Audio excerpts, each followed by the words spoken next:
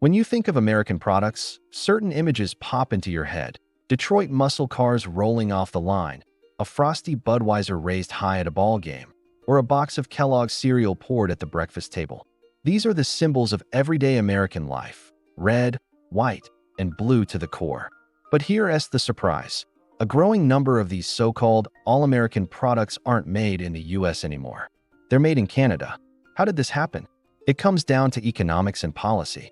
Rising labor costs in the US, tighter regulations, and the shifting tides of trade agreements like NAFTA and its successor, the USMCA, have all pushed American companies to look north.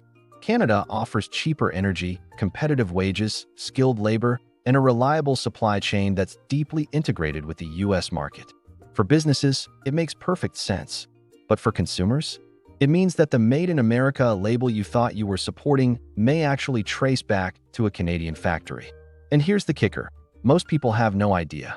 Whether it's cars, beer, cereal, or even everyday household goods, Canada has quietly become America's backup factory, producing products that millions of Americans buy every single day. In this video, we're counting down 10 surprising American products that are now Canadian-made. Some of these will make you do a double take. Others might make you rethink what Made in America really means. By the end, you'll see just how blurred the line between American and Canadian manufacturing has become. So let's dive in, starting with one of the most iconic symbols of American pride that now rolls off assembly lines north of the border. Trade context to really understand how Canada became the unexpected workshop for America's most iconic products. We need to zoom out and look at the bigger picture: trade. The United States and Canada share the largest undefended border in the world and also one of the deepest trade relationships anywhere on the planet. For decades, these two economies have been intertwined like siblings. Goods, services, and raw materials flow back and forth every single day across bridges, highways, and rail lines. The real turning point came in 1994 with the signing of NAFTA, the North American Free Trade Agreement. For the first time, tariffs on thousands of goods were reduced or eliminated across the US, Canada, and Mexico. This was a game changer. Suddenly, it wasn't just about producing everything at home. It was about producing it where it made the most sense. For many American companies, that answer was Canada. Fast forward to 2020, and NAFTA was replaced by the USMCA, but the core principles stayed the same. Freer trade across borders, smoother supply chains, and fewer barriers for North American industries. So why Canada? Several reasons. First, Canada boasts a highly skilled workforce, especially in manufacturing and engineering. Its political environment is relatively stable, its energy costs are often lower than in the US, and its logistics network is tightly integrated with American markets. On top of that, Canadian cities like Windsor and Toronto are only a stone's throw from Detroit and Chicago, making cross-border shipping incredibly efficient. But here's where it gets interesting. While companies were making smart financial decisions, consumers were still buying into the mythology of Made in America. The phrase itself is powerful. It evokes patriotism, quality, and national pride. Yet most people never check the fine print on their cereal box or their beer can. And if they did, they might be surprised to see "Product of Canada" printed right under their noses. And that's the big twist. Some of America's most patriotic symbols, from pickup trucks to six-packs of beer to the toaster on your kitchen counter, now have Canadian roots. Which brings us to our countdown, starting with one of the crown jewels of American industry, the automobile. 1. Automobiles: Ford, GM, Chrysler. When people think of American industry, they think cars. The image of Detroit's Motor City, with Ford, GM, and Chrysler cranking out vehicles, is part of U.S. identity itself. But here's the twist. Many of those vehicles are now assembled in Canada. Ontario, in particular, has become North America's second auto belt. Cities like Windsor, Oshawa, and Oakville host massive assembly plants that roll out hundreds of thousands of cars each year, many of which are shipped straight back across the border to American dealerships. Why the shift? In the late 20th century, auto companies faced rising costs in the US, from union wages to stricter environmental regulations. Canada offered a more balanced environment, still unionized, but with healthcare costs partially covered by the government, which meant less burden on employers. Energy was cheaper, the workforce was highly trained, and the proximity to U.S. consumers made logistics a breeze. The impact has been huge. While Michigan and Ohio lost thousands of jobs, Ontario became a thriving hub. Today, Canadian plants produce vehicles that Americans proudly buy thinking they're Detroit-made. From Ford Edge SUVs to Chrysler Pacifica minivans, the Canadian stamp is hidden in plain sight. It's a perfect example of how integrated and blurred the U.S.-Canada auto industry has become. 2. Breakfast cereal, Kellogg's, General Mills. Breakfast, the most important meal of the day, and one of the most American traditions you can think of. But guess what? That box of Frosted Flakes or Cheerios you pour into your bowl might not be as American as you think. A significant portion of popular cereal brands are now manufactured in Canadian factories. Why cereals? Canada's agriculture sector gives it an edge. With vast grain farms and efficient supply chains, it can produce raw ingredients like corn and oats at competitive prices. Companies like Kellogg's and General Mills have quietly invested in Canadian facilities to take advantage of that. The result? Cereal plants in Ontario and Quebec churning out millions of boxes that end up on U.S. grocery store shelves. There's also the scale factor. Canada's production facilities often serve both domestic and U.S. markets, making it more efficient for companies to centralize operations. For consumers, this means kids in Texas or California are eating cereal made in Toronto without realizing it. The irony is delicious. While cereal commercials play up the idea of wholesome American families starting their day, the reality is that their morning routine may depend on Canadian agriculture and manufacturing. And most people will never know unless they flip the box over and squint at the fine print. 3. Beer, Budweiser, Coors, Miller. Few things scream American like an ice-cold beer at a ball game, a barbecue, or the 4th of July. But here's the secret. Some of America's best-selling beers are actually brewed in Canada.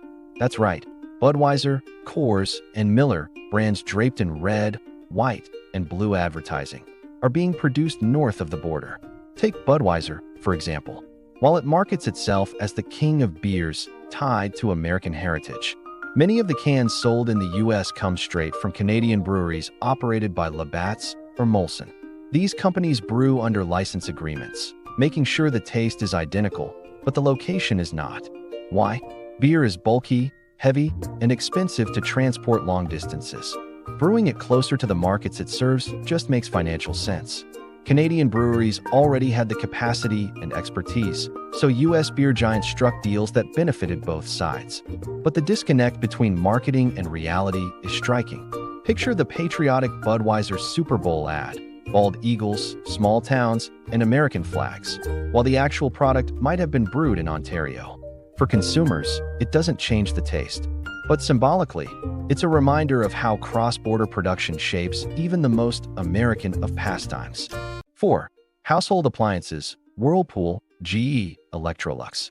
Walk into any American home, and you'll see the appliances that make daily life run smoothly.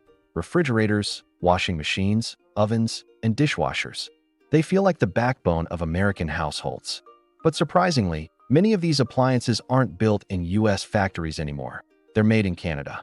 Companies like Whirlpool, GE, and Electrolux have expanded their manufacturing footprint into Canadian cities, where skilled workers assemble products destined for U.S. kitchens and laundry rooms. One reason is cost efficiency. Energy prices in Canada are often lower, and government incentives for manufacturing make it attractive for companies to set up shop. Another factor is regulation. Canada has adopted strict energy efficiency standards, pushing manufacturers to innovate faster. The result? Appliances built in Canadian plants often set the tone for what ends up in American homes. For the average consumer, it hardly matters. A fridge is a fridge. But for those who still believe their household goods are American-made, it's a quiet shift that goes unnoticed. In fact, if you flipped over the manual of your washer or checked the fine print inside your oven, you might discover it was built in Ontario or Quebec before making its way into your home. It's another example of how Canada has quietly become America's factory next door. 5. Fast food ingredients, McDonald's, Tim Hortons cross-supply. Fast food is about as American as it gets. The golden arches, the Whopper, the image of fries and a soda. It's the culture exported worldwide. But here's the secret. Much of what makes up those all-American meals actually comes from Canada. Take McDonald's. While Americans bite into a quarter-pounder thinking it's homegrown, the beef patty might have been processed in Alberta. The chicken nuggets? Often breaded and packaged in Canadian facilities before being shipped south. And the fries, the golden crown jewel of fast food, frequently come from Prince Edward Island's potato farms, some of the most productive in North America. The irony runs deeper with Tim Hortons, Canada's iconic coffee and donut chain. While most Americans know it as a Canadian export, many don't realize that its supply chain also runs in reverse. Canadian facilities produce everything from baked goods to coffee blends that end up in Tim Hortons shops across U.S. states. So the next time you're in a drive-thru grabbing a late-night snack, remember, that burger or fry might have taken a pit stop in Canada long before it landed in your hands. The branding is American, the experience is American, but the ingredients are often proudly Canadian. 6. Paper and office supplies. Domter, Staples private labels. Paper doesn't grab headlines like cars or beer, but it's everywhere, in schools, offices, and homes across America. And here's the twist.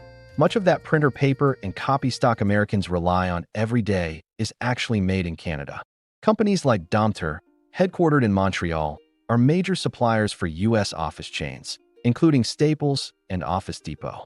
Walk into a Staples and grab a ream of store-brand paper, and chances are it was produced in a mill in Quebec or Ontario. These regions are powerhouses of the pulp and paper industry, thanks to Canada's vast forests and long history of wood processing. But this story isn't just about economics. It's about the environment, too. Canadian mills often emphasize sustainable forestry practices, with stricter rules around replanting and resource management. In contrast, the U.S. paper industry has faced criticism for contributing to deforestation. For eco-conscious consumers, Canadian paper sometimes represents the greener choice, even if they don't realize it. It's a quiet but telling example. While Americans may picture their office supplies as just another everyday item, the reality is that Canadian forests and Canadian mills are keeping U.S. printers humming. The most American memos, school projects, or tax forms might all be written on Canadian-made sheets. 7. Tech gadgets and components. When it comes to technology, most people think of Silicon Valley, not Saskatchewan. Yet Canada plays a surprisingly important role in building the gadgets and devices Americans use every single day. Start with BlackBerry. While its phones are now history, the company left behind a legacy of expertise in electronics, cybersecurity, and communications hardware. That knowledge base didn't disappear. It fueled a broader ecosystem of Canadian tech manufacturing. Today, Canadian factories and suppliers quietly produce circuit boards, semiconductors, and specialty components that end up inside American laptops, tablets, and even aerospace equipment.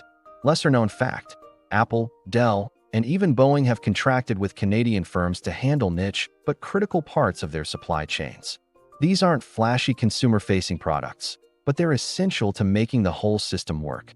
Without Canadian engineers and factories, many made in the USA gadgets simply wouldn't function. And because tech branding emphasizes innovation rather than geography, most consumers never even think about where their chips or boards are produced. They just assume it's American.